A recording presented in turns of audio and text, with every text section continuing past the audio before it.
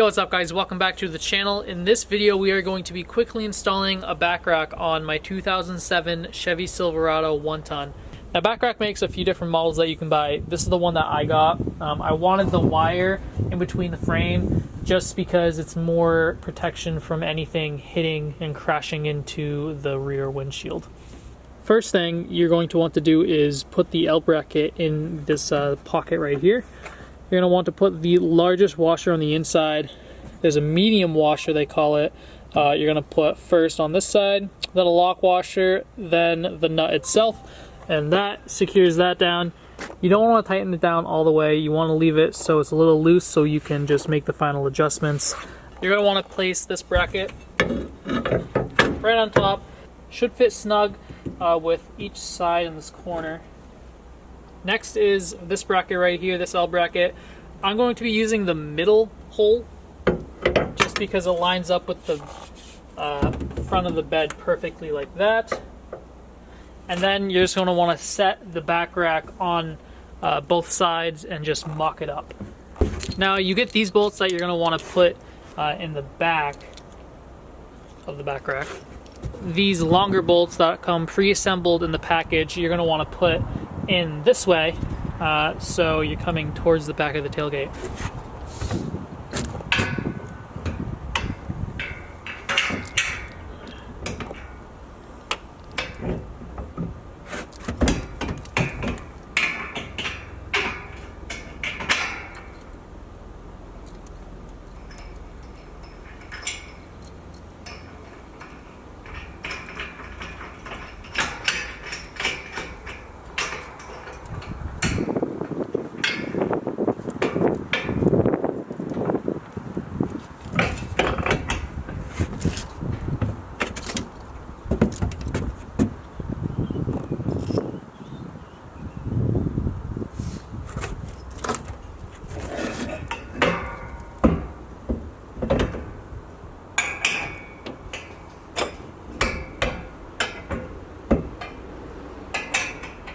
Finally, we have some final washers, lock washers, and nuts to put on the top bolt.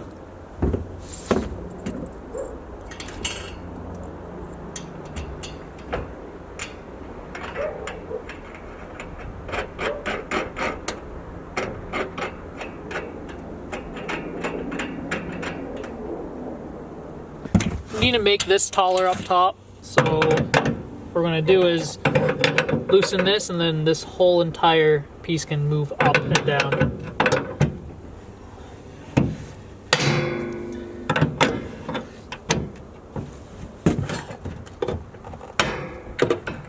That's good.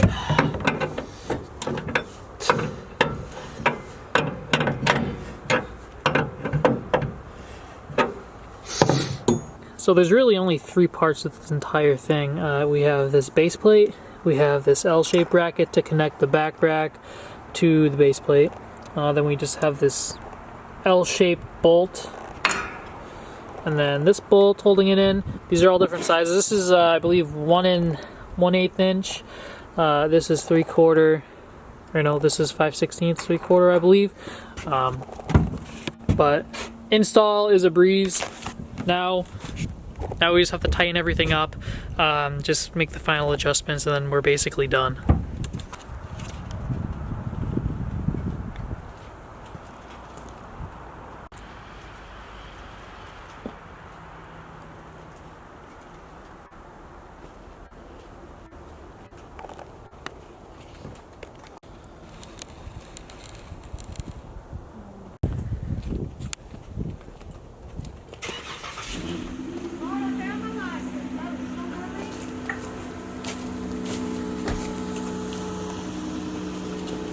What are you doing?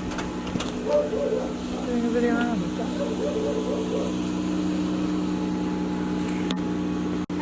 And there we go, everything's buttoned up. Took about maybe 20 minutes. But that's the install video, guys. Thank you so much for watching. If you're not subscribed already, I don't know what you're doing. Hit that subscribe button, turn on post notifications as well, and I will see you guys in the next video soon. Maz is still here. She's still kicking, not doing much, but she's here. Tell me what you guys think of this two-tone paint. Sierra's X boyfriend kind of took my car without me knowing, and yeah, he drove it into a AAA tow truck right here. He didn't even go out of my driveway and he crashed my car. So I don't know, what do you guys think? Should I repaint the rest of the car to fit this color, or should I repaint the entire car, or should I wrap it? I'm really not sure what to do, guys, but I think in the summertime I will be looking to have this fixed, at least the color difference, because this is just an eyesore to me. But I think first things first, get the engine in. Hopefully next week I'm going to start making series videos of taking apart the Mazda, getting everything ready. It's probably going to be a 3 or 5 series video, so stay tuned for that if you're looking for Mazda content. We're also going to be doing a lot of content on the Duramax. This is an LBZ, so I know there's a lot of people out there who love these trucks. These things are absolute tanks. So a few things coming for the Duramax, but for now, hit that subscribe button, like these videos, turn on post notifications, and I'll see you guys in the next one. Peace.